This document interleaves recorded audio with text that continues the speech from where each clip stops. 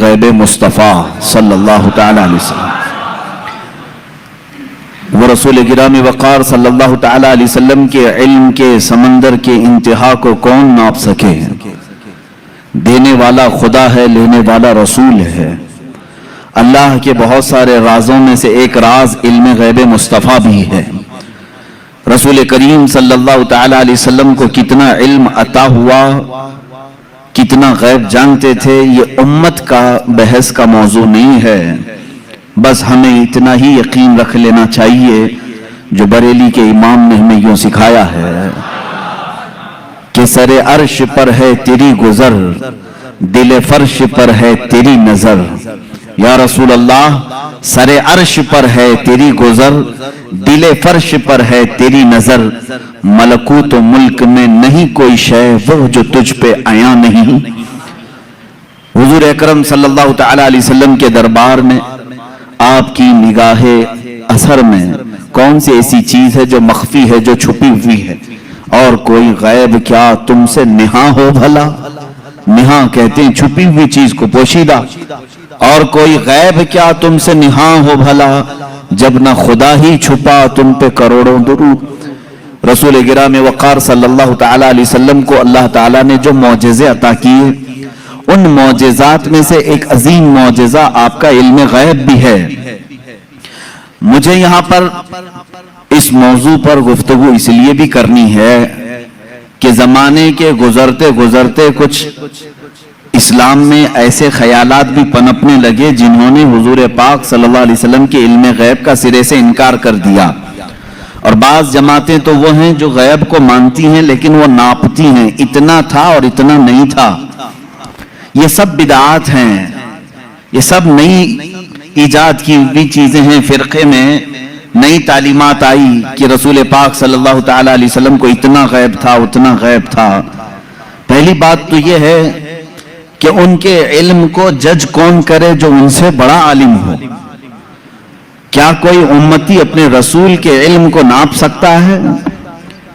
اب یہاں سے میں آپ کو قرآنی آیات اور احادیث کی روشنی میں اور اقوال سلف صالحین کی روشنی میں عرض کرنا چاہوں گا، امت کے سابقہ علماء سے لے کر صحابہ تک کا عقیدہ کیا رہا ہے حضور پاک صلی اللہ علیہ وسلم کے علم غیب کو لے کر۔ اور آج اگر یہ ہمارے زمانے میں فتنے کا باعث بن گیا، آپس میں جھگڑے اور نزاع اور جنگ و جدال کا باعث بن گیا، تو یہ سمجھنے کی ضرورت ہے کہ یہ مسئلہ نکلا کہاں سے ہے، جبکہ صحابہ میں اس بات پر کسی کا اختلاف نہیں تھا کہ حضور کو علم غیب تھا کہ نہیں تھا۔ اس پر کوئی ڈسکشن آپ حدیث کی کتابوں میں نہیں دکھا سکتے کہ صحابہ آپس میں جھگڑتے تھے کہ حضور کو اس بات کا غیب تھا کہ نہیں تھا، کبھی نہیں۔ بلکہ صحابہ تو صحابہ ہیں، اس زمانے کے جو مشرکین تھے، جو کافر تھے، ان کا بھی عقیدہ تھا کہ جو نبی ہوتا ہے وہ غیب کی خبریں دیتا ہے، ان کا بھی عقیدہ تھا۔ بات تو یہی ہے، کئی لوگ آ کر کے حضور پاک صلی اللہ تعالی علیہ وسلم سے غیب کی خبریں پوچھتے تھے۔ اگر آپ اللہ کے نبی ہیں تو فلاں چیز بتا دیجئے، اگر آپ اللہ کے نبی ہیں تو فلاں چیز بتا دیجئے۔ تو ان کا حضور کے پاس آ کر کے اس طرح سوال کرنا، یہ اس بات کی دلیل ہے کہ کافروں کا بھی عقیدہ تھا کہ نبی غیب کی خبریں جانتا ہے۔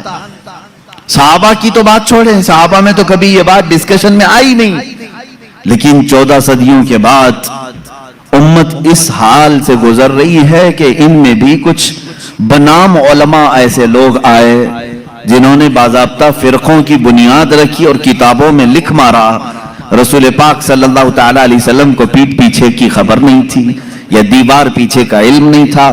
یہ وہ باتیں ہیں جو 1400 سال کے بعد بعض مولوی کہلانے والے حضرات نے لکھ دیا یا گڑھ لیا اور امت کو اسی بات پر پریشان کر دیا، جماعتیں پیدا ہو گئی۔ لیکن میرے عزیزو، ہم جو آج تک عقیدے پر ہیں، الحمدللہ یہ وہی ہے جو 14 صدیاں پہلے صحابہ کا عقیدہ تھا۔ وہ اپنے نبی کونین صلی اللہ تعالی علیہ وسلم کے متعلق کیا عقیدہ رکھتے تھے؟ قرآنی آیات بھی اس بات کی شاہد ہیں۔ چند ان کے جو اعتراضات ہیں، میں آج پوری علمی گفتگو آپ سے کروں گا، تھوڑا ذہن کو تیار رکھیں، دلائل کو بھی سمجھیں، اس لیے کہ صرف سنی سنائی بات پر یقین کر لینا، یہ سننے کی عادت نہیں ہونی چاہیے، دلائل کی روشنی میں بات کریں۔ قرآن پاک کی جتنی آیات ہیں میں ان کے اوپر آتا ہوں، ابھی آتا ہوں، لیکن صحابہ کا پہلے عقیدہ کیا ہے یہ تو میں بتا دوں۔ حضور پاک صلی اللہ تعالی علیہ وسلم کے پاس ایک صحابی حاضر ہوتے ہیں، اور وہ غریب صحابی تھے۔ وہ گھر سے یہ سوچ کر کے نکلتے ہیں ان کی والدین کا انتقال ہو چکا تھا، اور غربت بہت زیادہ تھی، تنگ دستی تھی۔ وہ صحابی کہتے ہیں میں گھر سے یہ نکلا کہ آج حضور پاک صلی اللہ علیہ وسلم سے یہ دونوں چیزوں کی دعا کرا لوں، میرے ماں باپ کی مغفرت کی دعا ہو جائے، میرے مال میں برکت کی دعا ہو جائے۔ وہ آئے مسجد نبوی شریف میں، لیکن معاملہ ایسا تھا کہ عصر کے بعد بڑے بڑے صحابہ حضور پاک صلی اللہ علیہ وسلم کو گھیر کر بیٹھے ہوئے تھے، ان کو جانے کا موقع ہی نہیں ملا، اور یہ کہتے ہیں میری ہمت نہیں ہو سکی سب سے آگے بڑھ کر کے میں اپنا مدہ رکھوں۔ مغرب کی اذان ہو گئی، مغرب پڑھائی رسول کریم صلی اللہ علیہ وسلم نے، پھر جلسہ ہوا، لیکن پھر صحابہ گھیر لیے۔ یہ کہتے ہیں مجھے بات کرنے کا موقع ہی نہیں ملا، دور کھڑا رہا۔ عشاء ہو گئی، اللہ کے حبیب صلی اللہ تعالی علیہ وسلم عشاء کے بعد اپنے حجرے کی طرف روانہ ہو گئے، اپنے گھر کی طرف روانہ ہو گئے۔ صحابی کہتے ہیں آخر تک مجھے بولنے کا موقع نہیں ملا، سوچا کہ دروازہ کھلنے سے پہلے ایک بار موقع مل جائے میں بات کر لوں۔ یہ سوچتے ہوئے پیچھے ہاتھ باندھے چلے جا رہے تھے۔ اللہ کے نبی صلی اللہ تعالی علیہ وسلم آگے آگے چل رہے ہیں، دروازے کے قریب پہنچے، رسول کریم صلی اللہ تعالی علیہ وسلم پلٹ کر کے دیکھتے ہیں اور اس صحابی سے کہتے ہیں جا اللہ تیرے والدین کی مغفرت فرما ہے، اللہ تیری غریبی اور تنگدستی کو دور فرما ہے، ملی وہ مراد بھی جو کہہ نہ سکا لب سے، میرے سکوت پر بھی میرے شاہ کی نظر گئی۔ عزیزان گرامی، یہ صحابہ کا عقیدہ تھا۔ وہ کہتے ہیں کہ مجھے بولنے کی ابھی نوبت بھی نہ آئی، اللہ کے حبیب صلی اللہ تعالی علیہ وسلم نے اسی بات کی دعا میرے لیے فرمائی جس بات کا میں گھر سے سوچ کر کے نکلا تھا۔ تو یہ صحابہ کا ایمان بھی تھا، یقین تھا کہ اللہ کے نبی صلی اللہ تعالی علیہ وسلم غیب کی خبریں جانتے ہیں۔ اب اور دوسرے صحابہ کی بات میں بتاؤں، جنگ تبوک کے موقع پر، جنگ تبوک بڑی سخت جنگ ہوئی ہے اور مدینے سے تقریباً 800-900 کلومیٹر دور کا فاصلہ ہے تبوک۔ اللہ کے حبیب صلی اللہ تعالی علیہ وسلم نے مدینے کے سارے جتنے بھی جوان تھے سب سے کہا تھا کہ اس جنگ میں شریک ہو جائیں، سب نکلے، 3 صحابہ پیچھے رہ گئے، اس میں حضرت کعب بن مالک رضی اللہ تعالیٰ جو حدیث کے راوی ہیں فرماتے ہیں مجھے کچھ ہوا تو نہیں تھا، ابھی جاؤں گا تبھی جاؤں گا، جیسے لوگ جماعت میں شریک ہونے کے لیے کاہلی کر جاتے ہیں آج کے زمانے میں۔ صحابہ کو تمثیل یا تشبیہ نہیں دے رہا، لیکن وہ صحابی کہتے ہیں میرے ساتھ ایسا معاملہ ہوا کہ کوئی عذر نہیں تھا، لیکن میں سوچا کہ ابھی صبح جا کر کے جماعت میں مل جاؤں گا۔ صبح ہوئی، صحابہ کی صفیں لگی، نکلنے کا وقت آ گیا۔ انہوں نے یہ سوچا تھوڑا گھر میں آرام کر لیتا ہوں، دوپہر تک مدینے کے باہر ہی رہیں گے، جلدی سے جا کر کے مل لوں گا۔ وہ جماعت مدینے سے باہر بھی چلی گئی، سوچتے سوچتے شام ہو گئی اور یہ نہیں گئے۔ اس طرح 3 صحابہ مدینے میں رہ گئے ہیں، اور جنگ تبوک میں میرے آقا صلی اللہ تعالی علیہ وسلم بنفس نفیس تشریف لے گئے۔ جب جنگ کا ختم ہوئی، وہاں سے واپسی ہوئی، آنے کے فوراً بعد اللہ کے حبیب صلی اللہ تعالی علیہ وسلم نے ان 3 کو طلب کیا۔ اب ان کی باتیں سنیں۔ حضرت کعب بن مالک ہیں اس میں، یہ کہتے ہیں اللہ کے رسول صلی اللہ تعالی علیہ وسلم نے ہمیں بلوایا، اور حضور کی عادت کریمہ تھی سب سے پہلے پوچھتے تھے کوئی عذر تھا تمہارے پاس، نہ آنے کی کوئی وجہ تھی۔ اب اس صحابی کی بات سنیں، کہتے ہیں میں چاہتا تو کچھ نہ کچھ بات گڑھ لیتا کہ گھر کا کام کاج آ گیا تھا، بچے بیمار تھے، جائیداد کا مسئلہ تھا، کچھ تو کہہ دیتا۔ حضرت کعب کہتے ہیں یہ الفاظ ہیں ان کے، میں کچھ بہانہ کر لے جاتا، لیکن اس کے پاس کیا بہانہ کروں جو دلوں کی حالات بھی جانتا ہے، جو دلوں کی بھی خبر رکھتا ہے۔ وہ کہتے ہیں صحابی رسول کہ میں کہہ دیا کہ اے اللہ کے نبی آپ بہتر جانتے ہیں، عذر تو کچھ نہیں تھا، سستی اور کاہلی نے مجھے دور رکھا۔ تینوں کا یہی معاملہ تھا، बहरहाल ये मामला अलग है, किसी दूसरे वक्त अर्ज करूं। ये लंबी हदीस है। हुजूर पाक सल्लल्लाहु ताला अलैहि वसल्लम ने उन तीनों सहाबा का बायकाट किया 40 दिन तक।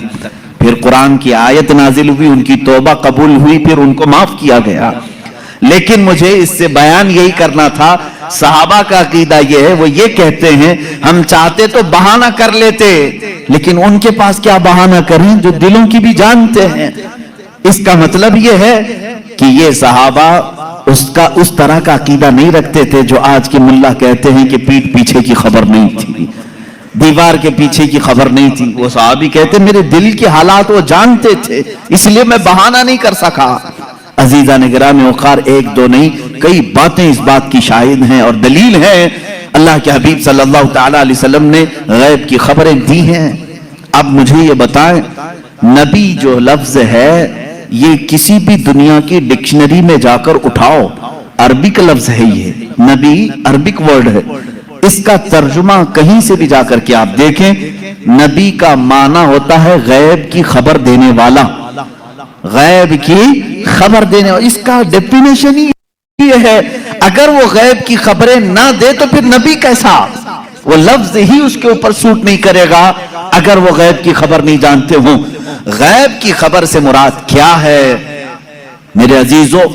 जो जाहिर है हम इसको कहते हैं जाहिरी खबर, और गैब में बहुत सारी चीजें आती हैं। जमीनों का इल्म, आसमानों का इल्म, तुम्हारे नसब का इल्म, तुम्हारे दिलों के अंदर छुपे हुए राजों का इल्म, तुम्हारे घरों में मौजूद खबरों का इल्म, बहुत सारी चीजें आती, ये सब गैब में आती। अब हजरत ईसा अलैहिस्सलाम के मुतालिक कुरान कह रहा है, व उब्रिउल अकमह वल अबरस व उहिल मौता बिइज़्निल्लाह व उनब्बिउकुम बिमा ताकुलून व मा तदखिरून फी बुयूतिकुम।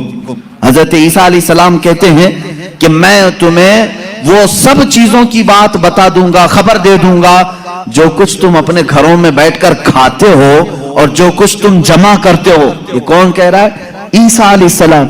उनकी जुबान में कुरान बयान कर रहा है। कुरान ये कह रहा है ईसा अलैहिस्सलाम उन तमाम चीजों की खबर देते थे जो लोग अपने घरों में खाते हैं, जो लोग अपने घरों में जमा करते हैं। जब बनी इस्राइल के नबी ईसा अलैहिस्सलाम घरों में मौजूद खानों की खबर दे सकते हैं, सैयदुल अंबिया सल्लल्लाहु ताला अलैहि वसल्लम पूरी उम्मत की खबर नहीं रख सकते? अजीजा ने गिरामी वक़ार, रसूल गिरामी वक़ार सल्लल्लाहु ताला अलैहि वसल्लम कितना गैब रखते थे, कितना नहीं, एक अलग टॉपिक है। मैं आपको इस मसले को निहायत ही अखलाक के साथ, तमीज के साथ, तहजीब के दायरे में बताऊंगा।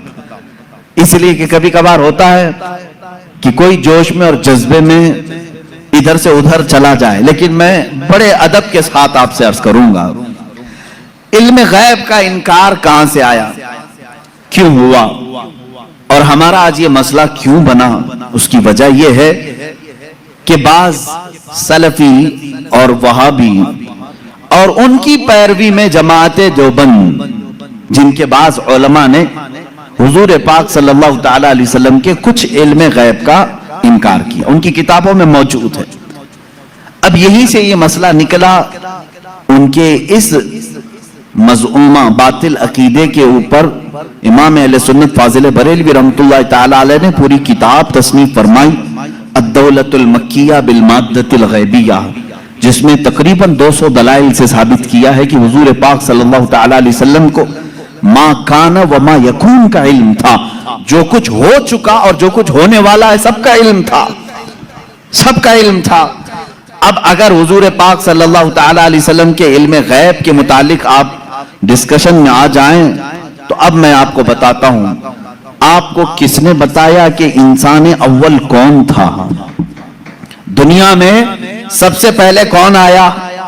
ये सबको मालूम है कि आदम अलैहिस्सलाम है। वो सबसे पहले नबी थे, सबसे पहले रसूल थे। अब इससे पहले भी अगर जाएं, आदम अलैहिस्सलाम को पैदा कैसे किया गया?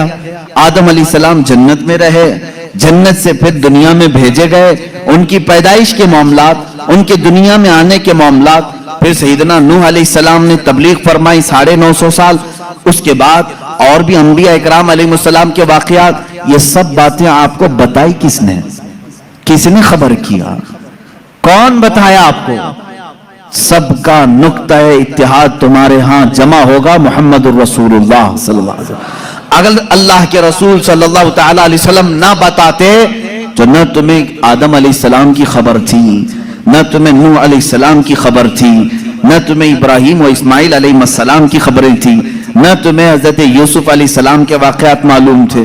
قرآن جو کچھ بھی بیان ہوا ہے وہ مصطفیٰ کی زبان سے تو بیان ہوا ہے، میرے آقا صلی اللہ تعالی علیہ وسلم کے زبان سے بیان ہوا ہے۔ تو میرے عزیزو، جو ہو چکا حضور اس کا بھی علم رکھتے ہیں، جو ہو چکا میرے آقا صلی اللہ تعالی علیہ وسلم اس کا بھی علم رکھتے ہیں، اس کی خبر رکھتے ہیں۔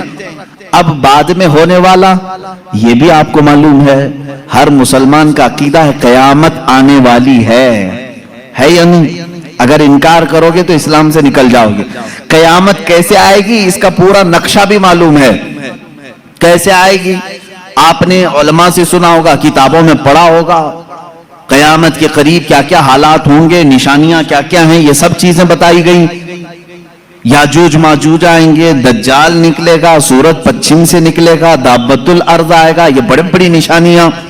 عیسیٰ علیہ السلام نازل ہوں گے، امام مہدی کا ظہور ہوگا، یہ بڑی بڑی نشانیاں۔ اور اس کے بعد ایک دن ایسا آئے گا کہ سور پھونکا جائے گا۔ یہ اسرافیل علیہ السلام کے ہاتھ میں ابھی سور ہے، فرشتے ہیں، اور وہ باجے کی شکل کی ایک چیز ہے، اس سے آواز دھیرے دھیرے نکلے گی اور اس کے بعد پھیلتی جائے گی، نہایت تیز ہو جائے گی۔ اسی آواز کے دھماکے سے پوری دنیا کا اختتام ہوگا۔ پھر سورج چاند ٹکرا دیے جائیں گے، تارے پھٹ جائیں گے، زمین اڑا دی جائے گی، پہاڑ روئی کے گالے کی طرح اڑ رہے ہوں گے، پھر میدان قیامت قائم کیا جائے گا۔ قیامت آئے گی، اتنا سارا ڈیٹیل یہ کس نے بتایا آپ کو؟ یہ کون بتایا ہے؟ اگر رسول پاک آنے والی خبروں کو نہیں جانتے تھے تو پھر قیامت کی خبر کبھی نہیں دیتے۔ اس کا مطلب ہے اللہ کے نبی صلی اللہ تعالی علیہ وسلم آدم علیہ السلام کی پیدائش سے لے کر روز قیامت تک جو سور پھونکا جائے گا، کائنات کی ہر چیز سے واقف تھے، ہر چیز سے باخبر تھے۔ حضور اکرم صلی اللہ تعالی علیہ وسلم کا علم غیب کتنا تھا، کتنا نہیں تھا، اب اس پر آتے ہیں۔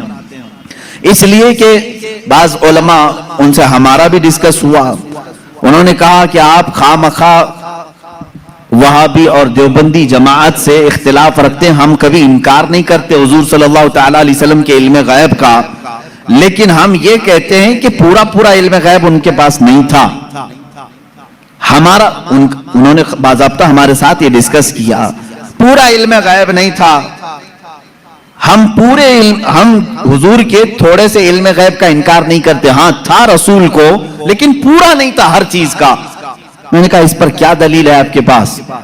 انہوں نے کہا بعض مقامات پر حضور نے کہا ہے مجھے معلوم نہیں، بہت سارے ایسے مقامات ہیں واقعہ ہو گیا حضور کو اس کی خبر نہیں رہی، اس کا مطلب ہے حضور کو پورے علم غیب کا پورا علم غیب نہیں تھا، تھوڑا سا تو تھا، ہم اس کا اقرار کرتے ہیں۔ میرے عزیزو، جواب صرف اتنا ہی ہے کہ چلو میاں، ہم اور آپ بیٹھتے ہیں، ہم یہ لکھتے ہیں کہ حضور کا کیا کیا علم غیب تھا، اور آپ یہ لکھو کہ حضور کو کس کس چیز کا نہیں تھا۔ مبارک ہو تمہیں، تم حضور کے علم غیب کی نفی پر لکھتے جاؤ، اور ہم حضور کے علم غیب کے اس بات پر لکھتے جائیں گے کہ اللہ کے نبی صلی اللہ تعالی علیہ وسلم کو کن کن چیزوں کی خبر تھی اور تم کن کن چیزوں کی نہیں تھی، اس پہ لکھو، اور اس کے بعد ماتم کرو اپنی زندگی پر کہ اللہ نے تمہیں کس طرح کی یہ ڈیوٹی لگائی کہ نبی کونین کا نقص نکالنے پر پوری زندگی لگا دی۔ حضور پاک کے صلی اللہ تعالی علیہ وسلم کے مرتبے کو کم کرنے کے لیے تمہیں ڈیوٹی لگ گئی، تم اس چیز پر تیار ہو گئے۔ عزیزان گرامی وقار، پہلے یہ تو مجھے بتائیں کہ کون ہے جو یہ انصاف کرے گا اتنا تھا اتنا نہیں تھا، کتنا تھا؟ کیا تم نبی کے زمانے میں ہو؟ حضور پاک صلی اللہ تعالی علیہ وسلم سے تم نے کچھ پوچھا ہے اس بارے میں؟ چلو اگر 100 چیزوں کا علم تھا حضور صلی اللہ تعالی، یا علم غیب اگر 100 کو کہتے ہیں تو تم بتاؤ حضور کے پاس 70 تھا کہ 75 تھا کہ 80 تھا کہ 82 تھا؟ کوئی حد ہے تمہارے پاس؟ نہیں بتا سکیں گے، میرا چیلنج ہے۔ وہ کہتے ہیں بعض کا تھا، ارے میاں وہ بعض کی بھی تو تحدید کر دو، بعض کا مطلب کیا ہے؟ نہیں، بعض کا علم غیب تھا، آج بھی وہ کہتے ہیں حضور کو بعض چیزوں کا علم غیب تھا۔ میں یہی کہتا ہوں وہ باز کتنا تھا یہ آپ متعین کر کے بتا دو. چلو 30% تھا 40% تھا, پرسنٹیج نہیں بیان کر سکیں گے. جہاں انہوں نے انگلی رکھ دی کہ اتنا تھا تو پھر وہ اسلام میں زیادتی کرنے والے بن جائیں گے اور خارج اسلام ہو جائیں گے. حضور کے علم کو انہوں نے اگر گھیر دیا اتنا تھا. اب ہم سے وہ پوچھتے ہیں چلو ٹھیک ہے ہم نہیں بتاتے کتنا پرسنٹ تھا, آپ ہی بتاؤ کتنا تھا. ہم کہتے ہیں اللہ کے بعد اگر کوئی علم ہے تو رسول پاک کے بعد, تو اللہ کا ناپو, اس کے بعد پتہ چل جائے گا. اللہ رب العزت کا جو علم ہے اس کے بعد اللہ نے اگر کسی کو علم عطا کیا ہے تو اپنے رسول کو عطا کیا. یہ ہمارا عقیدہ ہے. اب ہمیں معلوم نہیں اللہ کا علم کتنا ہے, اب ہم کو وہ اصل معلوم نہیں, تو پھر جس کو عطا کیا اس کا کہاں ہم حساب کر سکیں گے. اب ایک ایگزامپل میں آپ کو بتا دوں. سیدنا خضر علیہ السلام جن کو خضر کہا گیا ہے, موسیٰ علیہ السلام اور حضرت خضر کا جو واقعہ ہے سورہ کہف میں ہے. انہوں نے خود کہا ہے کہ مجھے بعض چیزوں کی حکمت دی گئی. حضرت موسیٰ علیہ السلام حضرت خضر سے ملنے کے لیے گئے تھے, معلوم ہوگا آپ کو واقعہ. موسیٰ علیہ السلام اپنے زمانے کے جلیل القدر پیغمبر ہیں. آپ نے اللہ کی بارگاہ میں دعا کی کہ اے اللہ جو علم و حکمت سے بھرا ہوا تیرا بندہ ہے مجھے اس سے ملاقات کرا. اللہ نے فرمایا ایک مچھلی بھون کر کے لے چلو, سمندر کی کنارے کنارے چلتے رہو, جہاں یہ مچھلی زندہ ہو کر سمندر میں چلی جائے وہاں میرے اس بندے سے تیری ملاقات ہوگی. قرآن پاک میں یہ موجود ہے سورہ کہف میں. موسیٰ علیہ السلام اپنے غلام کے ساتھ لے کر چلتے رہے, ایک جگہ آرام کرنے کے لیے آپ رکے, سو گئے, مچھلی وہیں زندہ ہوئی, بھنی ہوئی مچھلی, تلی ہوئی مچھلی زندہ ہوئی اور سمندر میں کود گئی.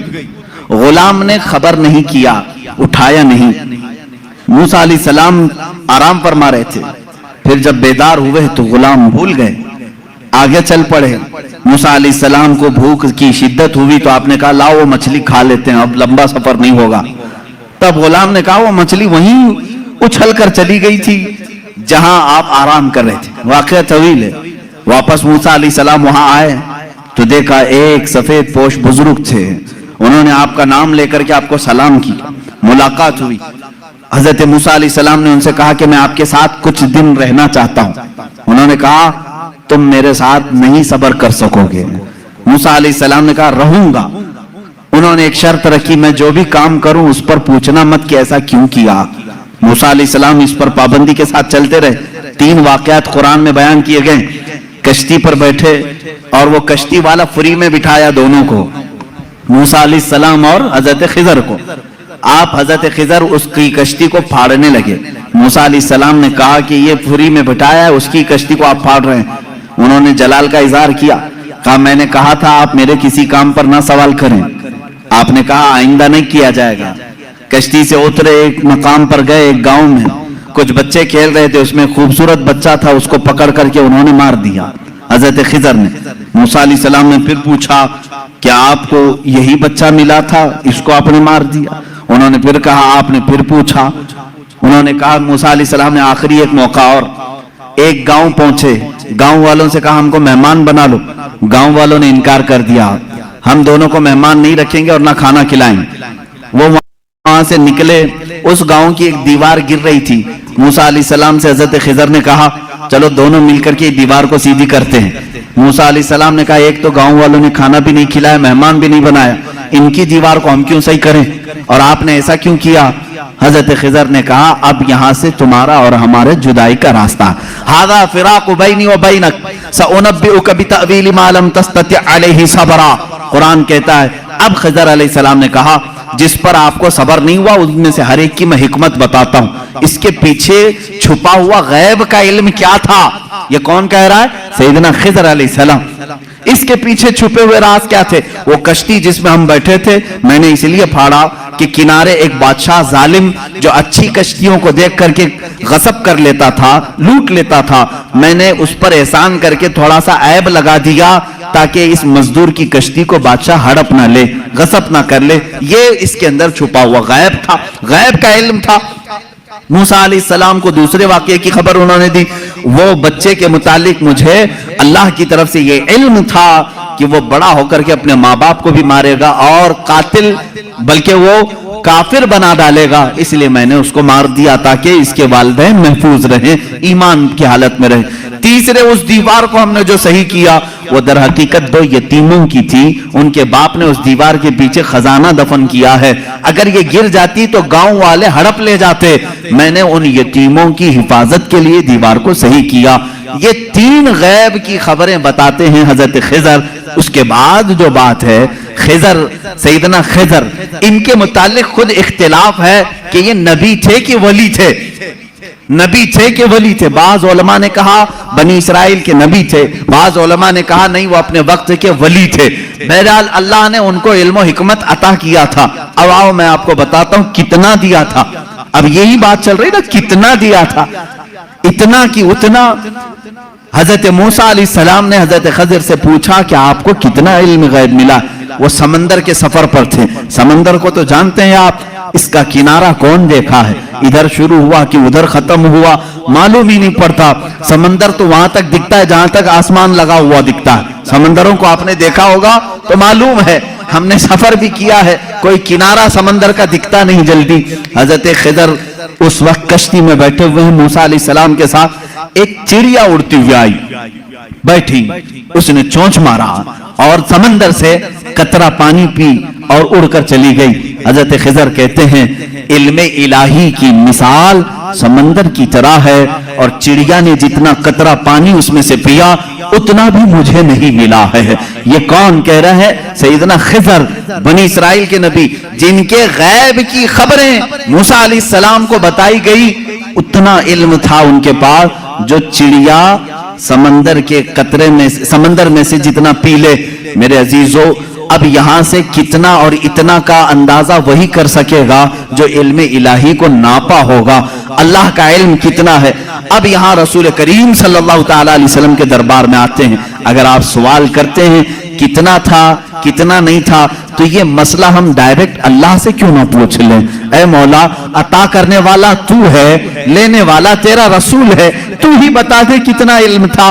قرآن کے پاک کی آیت آپ 4 پارے میں پڑھیں، 5ویں پارے میں پڑھیں. اللہ رب العزت فرماتا ہے وَعَلَّمَكَ مَا لَمْ تَكُنْ تَعْلَمْ وَكَانَ فَضْلُ اللَّهِ عَلَيْكَ عَظِيمًا. اے رسول، ہم نے آپ کو علم غیب کتنا دیا؟ کتنا دیا؟ فرماتا ہے میرا مولا، اے رسول، ہر اس چیز کا علم دیا جو آپ پہلے نہیں جانتے تھے. اب کیا کیا نہیں جانتے تھے تم طے کرو، پھر میں بتاتا ہوں. ہر اس چیز کا علم اللہ نے انہیں دیا ہے. تم اگر کہتے ہو رسول یہ نہیں جانتے تھے، تو مولا تو کہہ رہا ہے جو رسول نہیں جانتے تھے میں نے دے دیا ہے. تم اگر کہو کہ حضور بچپن کی خبریں نہیں جانتے تھے، میں کہوں گا اللہ وہ بھی دیا ہے. تم اگر کہتے ہو پہلے کی خبر نہیں جانتے تھے، میں کہوں گا اللہ کہہ رہا ہے وہ نہیں جانتے تھے وہ بھی دیا ہے. تم کہتے ہو قیامت کے بارے میں رسول نہیں جانتے تھے، اچھا ہے تم جتنے نہیں جانتے تھے والے ورڈز لاؤ گے. قرآن کی آیت کے نیچے اللہ نے وہی فرمایا وَعَلَّمَكَ مَا لَمْ تَكُنْ تَعْلَمْ. اے رسول جو نہیں جانتے تھے سب میں نے دے دیا ہے. جو نہیں جانتے تھے، تم جو بھی کہو گے یہ نہیں جانتے تھے، صاف کہو ہاں ٹھیک ہے نہیں جانتے تھے، لیکن اللہ کہہ رہا ہے رسول جو نہیں جانتے تھے وہ دے دیا ہے. اب تیرا لفڑا کس بات پر ہے؟ تیرا جھگڑا کس بات پر ہے؟ اللہ خود کہہ رہا ہے جو نہیں جانتے تھے وہ میں نے دے دیا. اب اس آیت نے پورا فیصلہ کر دیا ہے. اب یہاں پر آئیں، ڈسکس ہوتا ہے تو بعض لوگ یہ کہتے ہیں قرآن کی آیت ہے. قرآن کہہ رہا ہے وَعِنْدَهُ مَفَاتِحُ الْغَيْبِ لَا يَعْلَمُهَا إِلَّا هُوَ. اللہ کے پاس غیب کے خزانوں کی چابیاں ہیں، کوئی دوسرا نہیں جانتا. ایک آیت ہے. دوسری آیت جو یہ پڑھ کر کے ہمیں سناتے بھی ہیں سلفی اور کہتے ہیں تم رسول کو علم غیب کہتے ہو. قرآن کہہ رہا ہے قُلْ لَا أَقُولُ لَكُمْ عِنْدِي خَزَائِنُ اللَّهِ وَلَا أَعْلَمُ الْغَيْبِ. اے رسول آپ فرما دیں میرے پاس اللہ کے خزانے نہیں اور میں غیب نہیں جانتا.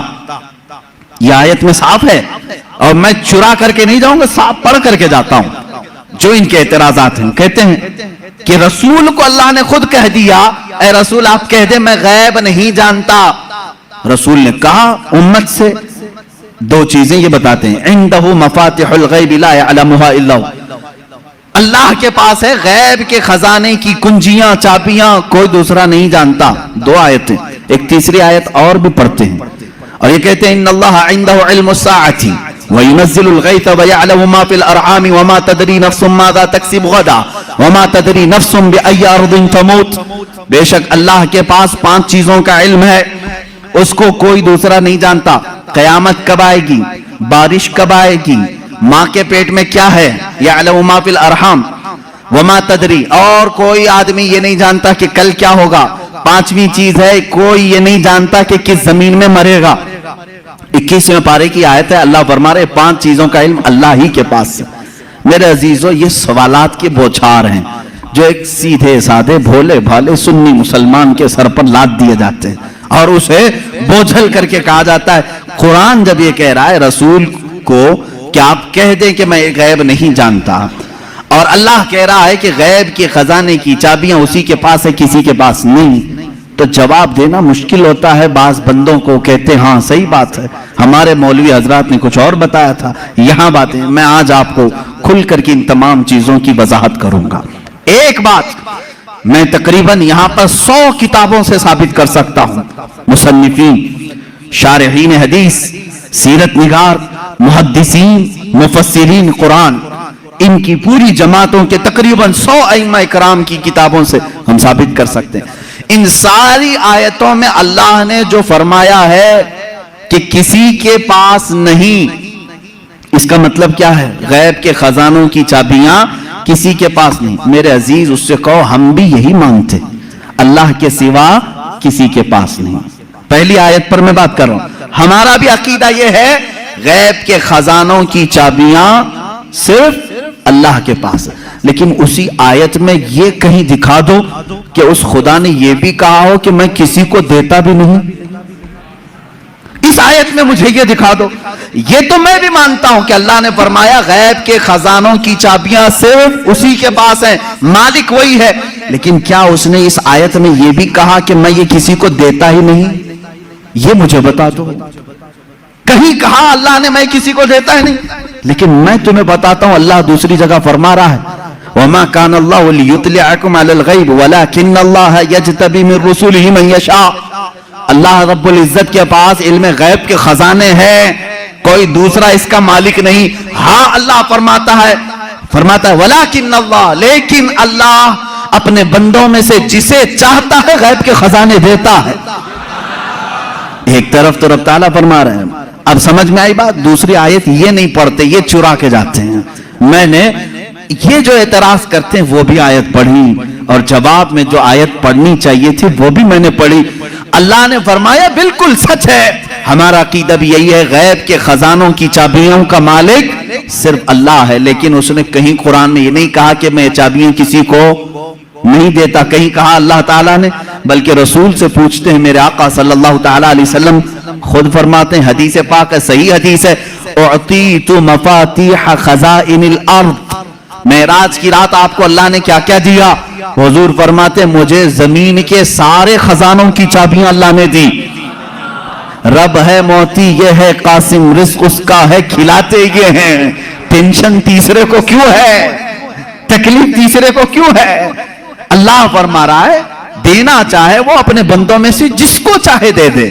ایک آیت یہ ہے. اب دوسری بات، آپ اے رسول فرماتے ہیں کہ میں غیب نہیں جانتا. ایک آیت یہ بھی پڑھ کر کے بتا. دیکھو 7ویں پارے میں ہے، اللہ نے فرمایا اے رسول آپ کہتے ہیں میں غیب نہیں جانتا. اس کا مطلب کیا ہے جب رسول خود فرما رہے ہیں میں غیب نہیں جانتا؟ عزیزان گرامی وقار، ہر آیت کا پس منظر دیکھنا ہوگا کہ آیت کیوں نازل ہوئی، کس مقام پر نازل ہوئی. عزیزان گرامی وقار، رسول کریم صلی اللہ تعالیٰ علیہ وسلم کے لیے کوئی یہ عقیدہ نہ گڑھ لے کہ جیسے خدا کا علم ہے ویسے رسول کا بھی علم ہے. یہ شرک ہو جائے گا. کسی سنی کا یہ عقیدہ ہے؟ کیا آپ رسول کو خدا کے برابر سمجھتے ہیں؟ رسول کا علم خدا کے علم کے برابر ہے؟ نہیں. اللہ کا علم اس کا اپنا ذاتی علم ہے اور رسول کا جو علم ہے وہ عطا کیا ہوا ہے. خدا کو کسی نے عطا کیا لیکن رسول کو اللہ نے عطا کیا ہے. اب یہاں پر اللہ نے جو رسول سے فرمایا اے رسول آپ کہتے میں غیب نہیں جانتا، اس کا مطلب ویسا غیب جو اللہ کا ہے وہ میں نہیں جانتا. ہاں وہ سب جانتا ہوں جو اللہ نے مجھے دیا ہے. بات سمجھ میں آ گئی؟ یہ دوسری آیت ہو گئی. تیسری آیت جو 5 چیزوں کا علم اللہ کے پاس ہے، وہ کون کون سی 5 چیزیں میں نے بتا دیا. قیامت کب آئے گی، ماں کے پیٹ میں کیا ہے، بارش کب آئے گی، کون کہاں مرے گا، اور کل کیا ہونے والا ہے. یہ 5 چیزیں 21ویں پارے میں اللہ نے فرمایا. یہ بہت سارے لوگ اعتراض کے طور پر اسی آیت کو پیش کرتے ہیں، کہتے ہیں دیکھو رسول کو اللہ نے ان چیزوں سے بھی دور رکھا تھا، یہ 5 چیزوں کی خبریں نہیں. جبکہ آپ حدیثیں پڑھیں تو یہ 5 چیزوں کی خبریں حضور نے دی ہیں. قرآن کہہ رہا ہے اس کا علم کسی کے پاس نہیں، اور رسول یہاں خبریں دے رہے ہیں. ایک ٹکڑا اس میں سے میں بتا دوں، ایک ٹکڑا اللہ کے نبی صلی اللہ تعالی علیہ وسلم کی حدیث کی طرف میں لے جاؤں گا. قرآن کی آیت کا ایک ٹکڑا، کون کہاں مرے گا یہ نہیں جانتا کوئی. وما تدری نفس بأي ارض تموت. لیکن جنگ بدر کا موقع ہے، دوسرے دن جنگ ہونے والی ہے. رات کے وقت میرے آقا صلی اللہ علیہ وسلم اپنے ہاتھ میں چھڑی لے کر کے چل رہے ہیں. مسلم شریف کی حدیث ہے، صحیح مسلم شریف کی حدیث. حضور صلی اللہ تعالی علیہ وسلم اپنے ہاتھ میں لکڑی لے کر میدان میں آئے. اپنے صحابہ کو حوصلہ دلانا تھا کہ تم گھبراؤ مت، کل کیا ہونے والا ہے میں بتاتا ہوں. قرآن کہہ رہا ہے کل کیا ہونے والا ہے وہ کسی کو نہیں معلوم. اور رسول کہ کیا ٹکراؤ ہے کیا رسول میں اور قرآن میں؟ میں اس کو بتاؤں گا میرے عزیزو جواب کے ذریعے سے. کوئی ٹکراؤ نہیں، ٹکراؤ تو ان کے پیٹ میں.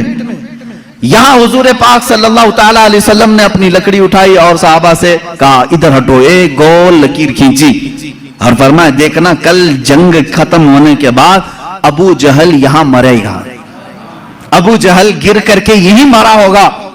دوسرا دائرہ کھینچا اور ایک کافر کا نام لیا، کہا یہاں عتبہ مرے گا، یہاں شیبہ مرے گا.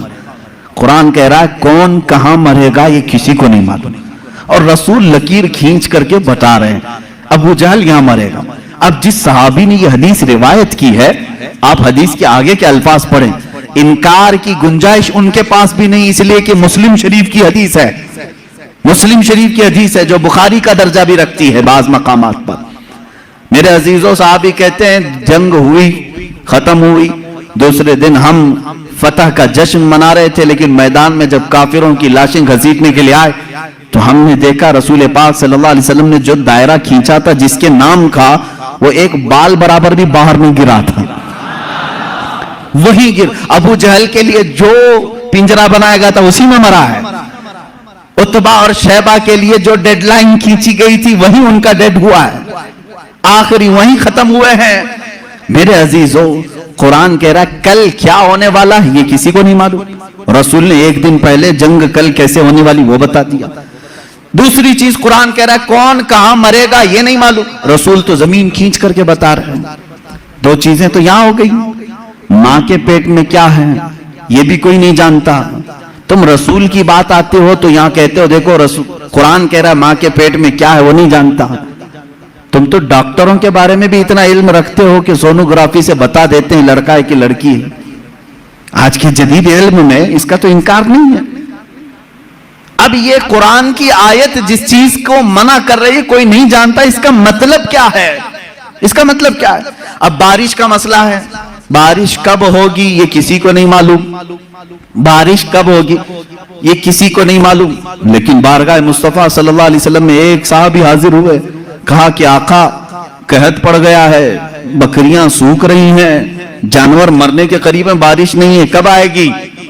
یہ کس سے پوچھنے آئے صحابی؟ رسول پاک سے. جبکہ قرآن کہہ رہا بارش کب آئے گی یہ کسی کو نہیں معلوم. معلوم ہونا نہ ہونا الگ بات ہے. رسول پاک نے کہا ابھی نازل کر دیں. حضور پاک صلی اللہ تعالی علیہ وسلم کو اللہ نے اتنا اختیار عطا کیا کہ آپ نے ہاتھ اٹھایا اور کہا اے مولا ہمارے قحط سالی کو دور کر دے، بارش برسا. وہ صحابی کہتے ہیں ہمارے ہاتھ نیچے بھی نہیں ہوئے تھے کہ بارش شروع ہو گئی، اور اتنی ہوئی 8 دن تک ہوتی رہی. دوبارہ وہ آئے وہی صحابی، انہوں نے کہا آقا اب پانی بھر گیا ہے اور گھروں میں آ رہا ہے، آپ اتنا کہہ دیں کہ اب بارش مدینے میں نہیں دور برسے. حضور نے پھر ہاتھ اٹھایا اور کہا اللہم حوالینا لا علینا، اے اللہ ہمارے ارد گرد برسا، اب ہمارے لیے کافی ہے. وہ صحابی کہتے ہیں مدینے کے اوپر سے بادل چھٹ گیا یہاں سکھا رہا، آس پاس بارش برستی رہی.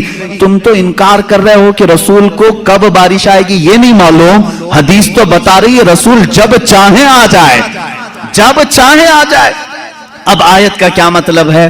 آیت میں جو انکار ہے اور حدیث میں بھی ہے، حضور نے فرمایا 5 چیزوں کا علم کسی کو نہیں. یہاں یہی جواب میں دوں گا، اے میرے عزیز، اللہ نے یہ سچ فرمایا کہ یہ 5 چیزوں کا علم اللہ ہی کے پاس ہے، لیکن پوری آیت میں اللہ نے یہ کہیں نہیں فرمایا یہ میں کسی کو دوں گا بھی نہیں.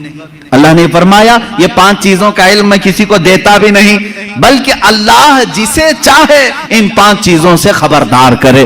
جب عام بندوں کو اللہ ان 5 چیزوں سے خبر کر سکتا ہے تو اپنے غیب بتانے والے رسول کو کیا یہ 5 چیزوں کا علم نہیں دیا جائے گا؟ بے شک میرے آقا صلی اللہ تعالیٰ علیہ وسلم کو خبریں تھی. اب آؤ احادیث کی روشنی میں کون کون سی چیزیں صحابہ نے محسوس کی. جنگ بدر کے قیدی جو تھے، وہ جو قید ہوئے تھے 70 لوگ تھے، ان کے بارے میں مشورہ ہو رہا تھا. بہت ساری چیزیں ہیں غیب کی خبروں میں، مشورہ ہو رہا تھا کہ کیا کیا جائے. بعض نے کہا ان کو مار ڈالیں، جلا دیں. بہت انہوں نے ستایا ہے مسلمانوں کو، لیکن حضرت ابوبکر صدیق رضی اللہ تعالیٰ عنہ کے مشورے پر عمل ہوا. انہوں نے کہا ان سے فدیہ لے کر کے چھوڑ دیا جائے. حضور پاک صلی اللہ تعالیٰ علیہ وسلم ہر ایک قیدی کو باری باری بلا رہے تھے کہ تمہارے پاس جو ہے وہ لے آؤ، مال دو اور آزاد ہو جاؤ، کیونکہ انہوں نے تلوار اٹھائی تھی. تلوار اٹھانے کا یہ جرم ہے. اب آزاد ہو. دوسری قومیں تو چھوڑتی نہیں، تلوار اٹھانے والے کو مار دیا جاتا ہے، جیل میں ڈالا جاتا ہے. یہ میرے آقا کا رحم تھا کہ فدیہ دے کر کے انہیں چھوڑا جا رہا تھا، اس لیے کہ یہ بعد میں پھر دائرہ اسلام میں آئیں گے. چھوڑا جا رہا تھا. انہی قیدیوں میں حضور کے چچا عباس بھی تھے. وہ ایمان لائے ہوئے نہیں تھے، کافروں کی طرف سے لڑنے کے لیے آئے تھے. عباس وہ بھی قیدیوں میں تھے، چچا ہیں. حضور صلی اللہ تعالیٰ علیہ وسلم کے پاس پہنچے، کہا اے چچا آپ تو ان کے دشمنوں کے ساتھ آئے تھے، فدیہ دو اور آزاد ہو جاؤ. کہا میرے پاس کچھ بھی نہیں، میرے پاس کچھ بھی نہیں ہے، مال کچھ بھی نہیں ہے. حضور پاک صلی اللہ تعالیٰ علیہ وسلم نے کیا فرمایا جانتے ہیں؟ کہتے ہیں چچا جب مکہ سے نکلے تھے اپنی بیوی ام الفضل کو ایک گٹھری آپ نے سکوں کی دی تھی، فلاں جگہ چھپانے کے لیے کہا تھا، وہ گٹھری منگوائیں اور فدیہ دیں اور آزاد ہو جائیں. اللہ اکبر. حضرت عباس کہتے ہیں یہ راز تھا میرا اور میری بیوی کا. یہ محمد عربی صلی اللہ علیہ وسلم جنگ کے میدان میں بتا رہے ہیں چچا آپ گھر سے نکلتے وقت جو پیسوں کی تھیلی اپنی بیوی کو سپرد کر کے آئے تھے اور کہا تھا فلاں جگہ چھپا کے رکھنا، کسی کو بتانا مت، حضور یہ تک بتا رہے ہیں. حضرت عباس نے کہا میں فدیہ تو لاؤں گا لیکن پہلے کلمہ طیبہ بھی پڑھ لوں گا. دائرہ اسلام میں آئی حضرت عباس رضی اللہ تعالیٰ عنہ حضور صلی اللہ تعالیٰ علیہ وسلم پر ایمان لائے. میرے عزیزو ان کا تو یہ عقیدہ تھا کہ رسول ہمارے گھروں میں چھپی ہوئی چیزوں کو بھی جانتے. جنگ بدر میں آئے ہوئے اور بھی جنگ بدر ہی سے متعلق بڑی نفیس بات ہے، حدیث ہے. جنگ بدر میں جو کفار و مشرکین آئے تھے اس میں کئی غیب چھپے ہوئے ہیں، کئی غیب جن کی خبریں حضور صلی اللہ علیہ وسلم نے دی. ختم ہوئی اس میں کافروں کو بھاری نقصان ہوا تھا، بڑا نقصان ہوا تھا. یہ تو معلوم ہے کہ صرف 14 صحابہ کی وفات ہوئی، شہادت ہوئی، باقی 70 ان کے مارے گئے، 70 قیدی بنائے گئے. پورا مال وہ چھوڑ کے بھاگے تھے جو 1000 کی تعداد میں آئے تھے اور ادھر 313 ہی تھے. اس کے بعد وہ اسی غم میں پیچو خم کھا رہے تھے، گلتاں پیچاں تھے مکہ کے لوگ، یعنی حسد میں جل رہے تھے. ان میں سے ایک شخص تھا صفوان، اس کے باپ کو قتل کر دیا گیا تھا میدان بدر میں. امیہ باپ مار دیا گیا. جب لوگ جا کر کے واقعات سنا رہے تھے، وہ بہت مالدار آدمی تھا صفوان، بہت غم میں آ گیا کہ میرے باپ اتنے بڑے آدمی سردار قریش کو محمد کے ساتھیوں نے قتل کر دیا. غم و غصے میں غیظ میں وہ جل رہا تھا. اسی کی کیٹیگری کا ایک اور شخص عمیر بن وہب. عمیر بن وہب ان کا بیٹا قیدی بن کر کے حضور کے پاس گرفتار ہو چکا تھا. ایک کا بیٹا قیدی بنا ہے، ایک کا باپ مارا گیا ہے. دونوں سیم کیٹیگری کے ہو گئے، دوستی جلدی ہوتی ہے. ایسے دونوں کا جب میٹر سیم ہو تو دل کی باتیں شیئر ہوتی رہتی ہیں. عمیر بن وہب صفوان بن امیہ کے پاس آئے، حتیم کعبہ کے اندر. खाने काबा के हतीम के अंदर बैठे। उमैर बिन वहब ने कहा, मेरे पास तो कुछ है नहीं, माल और दौलत, लोगों के कर्जे बड़े हुए हैं और हर कोई कर्जा मांगने आता है, ऐसे में मेरे बेटे को मोहम्मद ने कैद कर लिया है, क्या कहूं। सफवान ने देखा सेम मैटर मेरा भी है, मुझे भी बदला लेना है, इसका भी है, एक काम करते हैं। उसने ऑफर दिया, कहा ए उमैर, तेरे सारे कर्जे चुका दूंगा, प्लस इनाम दूंगा और मेरी तरफ से तलवार दूंगा, बस तू मोहम्मद का कत्ल करके आ। सल्लल्लाहु तआला अलैहि वसल्लम दोनों खुफिया मीटिंग करते हैं खाने काबा की हतीम में बैठकर, और उसके बाद सफवान ने अपनी तलवार को जहर में बुझाकर आग में तपा करके कि किसी को थोड़ा जख्म भी दे दिया जाए तो मर जाए, इतनी जहरीली तलवार उमैर बिन वहब के हाथ में थी। उमैर बिन वहब को शैतान कुरैश कहते थे कि सबको भड़काने वाला, जंगे बदर में लाने वाला। उमैर बिन वहब ये जहरीली तलवार लेकर मदीने आए। मदीने जिस वक्त ये पहुंचा, यहां हालात कैसे थे? मस्जिद नबवी के अंदर वो कैदी बंधे हुए थे, हुजूर पाक सल्लल्लाहु तआला अलैहि वसल्लम अंदर हैं, हजरत उमर फारूक रज़ियल्लाहु तआला अन्हु चंद सहाबा के साथ पहरा दे रहे थे, और हजरत उमर जहां खड़े हो, किसकी मजाल है कि अंदर जाए। जब वो करीब आया, अभी करीब आ रहा था उमैर बिन वहब, हजरत उमर बिल्कुल चौंक गए और उसके बाद अपने साथियों से कहा, खुजू हाज़ल कल्ब, पकड़ो इस कुत्ते को, ये आया क्यों है मदीना, ये बदर में दुश्मन बन करके आया था, ये अल्फाज है हदीस पाक में।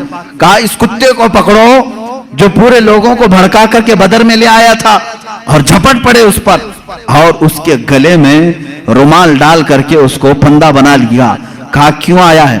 कहा नहीं, बस बेटे से मिलने आया था, बेटे से मिलने आया था, मेरा बेटा कैदी हुआ है तुम्हारे यहाँ, देखूं तो कुछ हाल चाल पूछ लूं, इसलिए आया हूं। तो हजरत उमर ने कहा इसको पकड़े रहो, पहले मैं इजाजत तो ले लूं रसूल पाक से। अंदर गए, कहा या रसूल अल्लाह सल्लल्लाहु तआला अलैहि वसल्लम, उमैर बिन वहब आया है, कुरैश का वो भड़काने वाला आदमी जो जंग बदर में सारे लोगों को उकसा रहा था, और मुझे लगता है उसकी नीयत सही नहीं है। कौन कह रहा? उमर इब्न खत्ताब रज़ियल्लाहु तआला। हुजूर के जो मुहिब थे वो भी लोगों की नजरें देखकर पहचानते थे। कहते हैं मुझे उसकी नीयत सही नहीं लग रही है। हुजूर पाक सल्लल्लाहु अलैहि वसल्लम ने फरमाया उसको अंदर तो ले आओ, मैं भी पूछूं कि किस लिए आया है। हजरत उमर उसी तरह फंदा डाल करके अंदर ले आए। रसूल करीम सल्लल्लाहु तआला अलैहि वसल्लम ने बात करना चाहिए, उसके हलक में अटक रहा था। हजरत उमर से कहा छोड़ दो उसको, बात करने दो। तलवार भी है उमैर बिन वहब के पास, जहरीली तलवार जो लटकी हुई है। रसूल करीम सल्लल्लाहु तआला अलैहि वसल्लम के ऊपर कभी किसी का रौब तारी नहीं हुआ, कभी हुजूर पाक के जिस्म अक़दस पर किसी का रौब तारी नहीं हुआ। निहायत ही संजीदगी के साथ अल्लाह के नबी सल्लल्लाहु तआला अलैहि वसल्लम ने पूछा, ऐ उमैर क्यों आना हुआ मदीने? उसने कहा बेटे की खैर खैरियत के लिए आया हूं, मेरा बेटा कैदी बनकर के आपके यहाँ आया है। हुजूर ने फरमाया नहीं, ये मकसद नहीं होगा तेरा, ये मकसद तो नहीं होगा, सच सच बता। कहा नहीं, बेटे की खबर लेने के लिए ही तो आया हूं। हुजूर ने फरमाया बेटे की खैरियत पूछने के लिए तलवार लेके क्यों आए हो? तलवार की क्या जरूरत है? उसने तलवार नीचे फेंक दिया और कहा इन तलवारों का क्या, जंगे बदर में तो आपने देखा हमारे पास तलवारें थी फिर भी हम कामयाब नहीं हुए, इन तलवारों का क्या लेना? वो बातें बना रहा था जैसे सामने वाले को यूं समझा हो कि नहीं जानता है। वो तलवार नीचे रख करके कह रहा है तलवार से क्या होना जाना है, कुछ तो नहीं होगा। हुजूर पाक सल्लल्लाहु तआला अलैहि वसल्लम जलाल में कहा उमैर बिन वहब चुप हो जाओ, वो बात बताओ जो मक्का के हतीम में बैठकर सफवान के साथ तुम करके आए हो। हतीमे काबा के अंदर बैठ करके तुमने जो सफवान के साथ डीलिंग की है, मुआहिदा किया, वो बात बताओ। ये रसूल पाक सल्लल्लाहु अलैहि वसल्लम ने जैसी कहा, उमैर बिन वहब कहता है मेरे बदन में राशा तारी हो गया, कपकपी तारी हो गई, इसलिए कि ये बात मेरे और सफवान के दरमियान राज थी। मक्का में तीसरा कोई नहीं जानता था, मदीने में बैठा हुआ ताजदार मदीना मेरी खबर दे रहा है। उमैर बिन वहब ने कहा अशहदु अन्नका मुहम्मदन रसूलुल्लाह, मैं गवाही देता हूं कि आप अल्लाह के सच्चे रसूल हैं। तलवार छोड़ दी, ईमान ले आए। हजरत उमर ने गले से गले लगा लिया और उसके बाद बाहर आकर के कहते हैं सहाबा से, ऐ लोगों पहले मुझे ये शख्स खिंजीर से ज्यादा नापसंद था, लेकिन ईमान लाया है, अब मुझे मेरे अजीज बेटे से ज्यादा महबूब है। یہ ایمان کی علامت بھی ہے۔ اللہ کے نبی صلی اللہ تعالی علیہ وسلم نے وہ خبر دی جو حتیم کعبہ میں بیٹھ کر کے وہ راز و نیاز سے باتیں کر رہے تھے۔ اس لیے میرے عزیزو، جب آپ اپنے گھر میں تنہائی میں بیٹھ کر کے یاد کریں، اس یقین کے ساتھ یاد کرو کہ میرا نبی سن رہا ہے، میرے آقا کو اس کی خبر ہے۔ اب رہی بات، وہ زندگی میں جانتے تھے، بعد وفات بھی جانتے ہیں۔ یہ بھی دلیل ہمارے پاس۔ پہلے ہم زندگی ہی کی بات کر لیں، ظاہری زندگی کی۔ اللہ کے نبی صلی اللہ تعالی علیہ وسلم کے ساتھ ایک بار نہیں کئی مرتبہ یہ معاملہ آتا ہے۔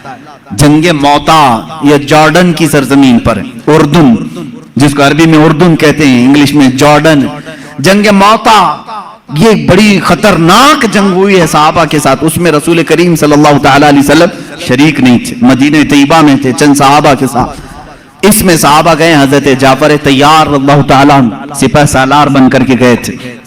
حضرت جعفر طیار حضور صلی اللہ تعالیٰ علیہ وسلم کے چچیرے بھائی ہیں، حضرت مولا علی کرم اللہ وجہہ الکریم کے سگے بھائی ہیں جعفر بن ابی طالب۔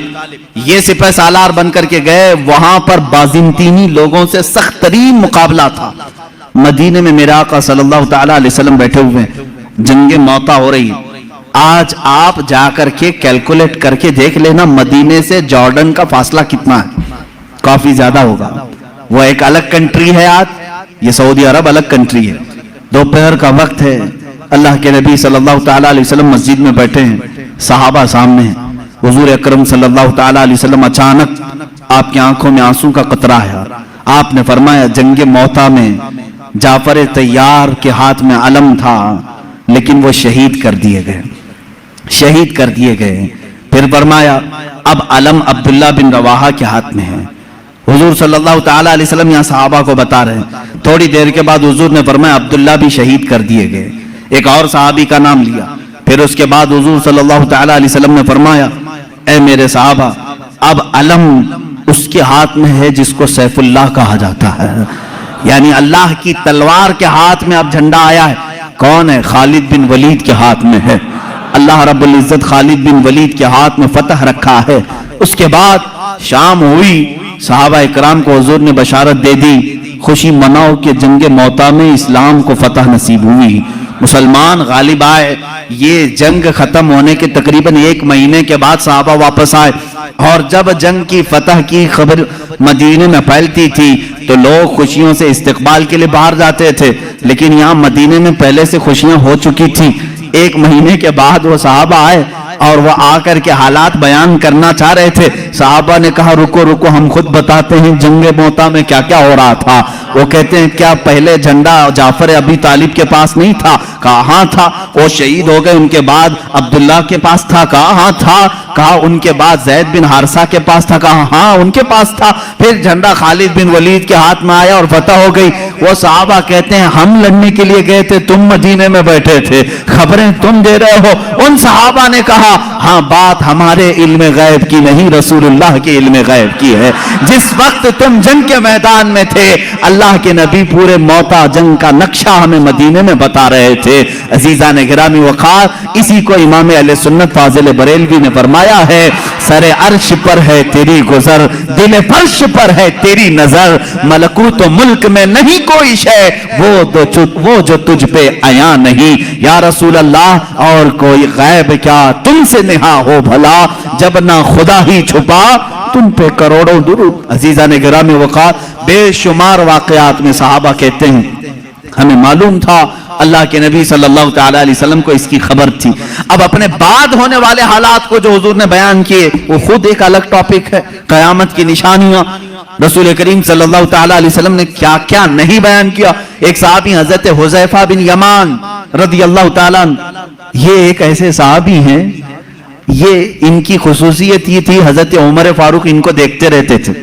کیوں جانتے ہیں؟ یہ راز حضور صلی اللہ تعالیٰ علیہ وسلم کی کچھ رازوں سے یہ واقف تھے۔ حضرت حذیفہ، حضرت عمر جو ہے جب بھی کسی کا جنازہ ہوتا تو سب سے پہلے صفوں میں حضرت حذیفہ کو دیکھتے تھے۔ اگر حضرت حذیفہ نماز میں ہیں تو حضرت عمر نماز پڑھتے تھے، اگر حضرت حذیفہ نہیں ہوتے تو حضرت عمر بھی نماز نہیں پڑھتے۔ کیوں؟ کیا بات ہے؟ کیا چیز ایسی تھی؟ آپ سے پوچھا گیا امیر المومنین کیا بات ہے، کیوں آپ حذیفہ کو تلاش کرتے ہیں، اور جب حذیفہ جماعت میں ہو تو آپ نماز پڑھتے ہیں جنازے کی، وہ نہ ہو تو نماز جنازہ نہیں پڑھتے؟ بات یہ ہے میرے عزیزو، حضرت حذیفہ کہتے ہیں رسول کریم صلی اللہ تعالی علیہ وسلم نے ان کو قیامت تک آنے والے منافقین کا نام کے ساتھ بتایا تھا، فلاں بن فلاں منافق ہے، فلاں بن فلاں منافق ہے، فلاں بن فلاں منافق ہے۔ حضرت حذیفہ کہتے ہیں میں نے سب نام یاد رکھے۔ حضرت عمر کہتے ہیں یہ راز رسول کے جانکار تھے اور یہ جانتے تھے کہ کون مرا ہے، مومن مرا ہے کہ منافق مرا ہے۔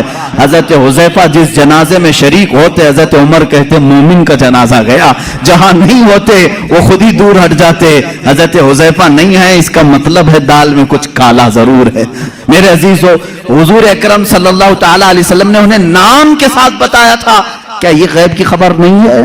یہ غیب کی خبر نہیں ہے کس کے دل میں کیا چھپا ہے؟ ایمان اور نفاق تو یہ دل کی کیفیت کا نام ہے۔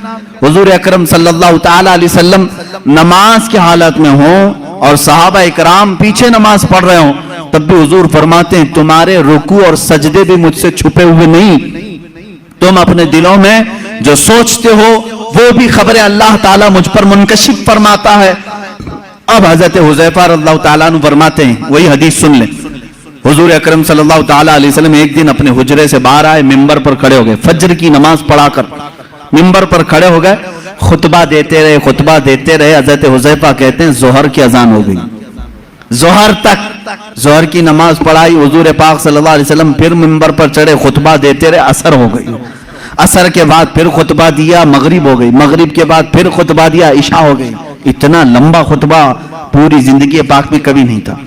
حضرت حذیفہ رضی اللہ تعالیٰ عنہ اس حدیث کے راوی میں فرماتے ہیں یہ وہ دن تھا جب میں تنہا نہیں اور بھی صحابہ تھے، اللہ کے نبی صلی اللہ تعالیٰ علیہ وسلم نے اپنی وفات کے بعد سے لے کر قیامت تک آنے والے ہر فتنے کو حضور نے خطبے میں بیان کیا، اور حضرت حذیفہ فرماتے ہیں اتنے فتنے، کون کس فتنے کا بانی ہوگا، کون فاؤنڈر ہوگا، کون سی جماعتیں تشکیل پائیں گی، کتنے فرقے بنیں گے، اور فرقے کا فاؤنڈر کون ہوگا اس کے نام کے ساتھ حضرت حذیفہ کہتے ہیں 300 فتنوں کے بانیوں کے نام تو مجھے یاد ہیں۔ حضور صلی اللہ تعالیٰ علیہ وسلم ممبر پر بیان کر رہے ہیں۔ اور ایک حدیث حضرت ابو ہریرہ سے، حضور صلی اللہ تعالیٰ علیہ وسلم اپنے ہاتھ میں 2 کتابیں لیے ہوئے تھے، پوچھا حضرت ابو ہریرہ نے کیا ہیں؟ حضور نے فرمایا یہ ایک ہے، یہ ایک ہے، اس میں سارے جنتیوں کے نام ہیں، اس میں سارے جہنمیوں کے نام، اس کی بھی خبر اللہ نے رسول پاک کو عطا کی تھی۔ اب کون سی چیزوں کو تم نکالو گے کہ یہ نہیں جانتے تھے، وہ نہیں جانتے تھے، کون جنتی ہے اور کون دوزخی ہے، اس کی خبر بھی میرے آقا صلی اللہ تعالیٰ علیہ وسلم عطا فرما رہے ہیں، بلکہ جنت کے اندر پہنچنے والوں کی خبریں، دوزخ میں کون جائے گا ان کی خبریں، قبروں کے متعلق، یہاں تک کہ ایک حدیث پاک ہے حضور صلی اللہ تعالیٰ علیہ وسلم گزر رہے تھے، ایک جگہ قبرستان کے کھڑے ہو گئے اور آپ نے ایک بیری کے درخت کی ٹہنی شاخ کو توڑ کر ان قبروں پر لگایا، ہرے ہرے پتے تھے۔ صحابہ نے پوچھا یا رسول اللہ صلی اللہ تعالیٰ علیہ وسلم کیا بات ہے؟ آپ نے یہ پتوں کو ان کی قبروں پر رکھا، یہیں سے پھول چڑھانے کا ثبوت بھی ہمیں ملتا ہے۔ حضور پاک صلی اللہ تعالیٰ علیہ وسلم نے ہری بھری ٹہنیاں لگائی۔ حضور اکرم صلی اللہ تعالیٰ علیہ وسلم فرماتے ہیں میں گزر رہا تھا، میں نے دیکھا ان دونوں قبروں پر عذاب ہو رہا ہے، ان دونوں قبروں پر عذاب ہو رہا ہے، اور دونوں کو عذاب کس وجہ سے ہو رہا ہے یہ بھی میرے آقا نے فرمایا، ایک چغلی کرتا تھا اور دوسرا پیشاب کے چھینٹوں سے نہیں بچتا تھا، پیشاب کے جو قطرے ہیں وہ اڑ کر کپڑے میں لگتے ہیں، اس پر بھی عذاب دیا جا رہا ہے قبر میں۔ حضور اکرم صلی اللہ تعالی، اسی لیے کسی بھی مومن کو یہ زیب نہیں دیتا کہ وہ کھڑے ہو کر کے پیشاب کرے اور چھینٹے اپنے بدن پر اچھالے، یہ مسلمان کو زیب نہیں دیتا، ورنہ وہ قبر میں عذاب میں گرفتار ہوگا۔ پیشاب کی چھینٹوں سے اپنے آپ کو بچاؤ، اس سے بیماریاں بھی آتی ہیں، نسیان کی بیماری، جو پیشاب کے چھینٹوں سے اپنے آپ کو نہیں بچاتا اس کو بھولنے کی بیماری لگ جاتی ہے، بار بار بھولے گا، حافظ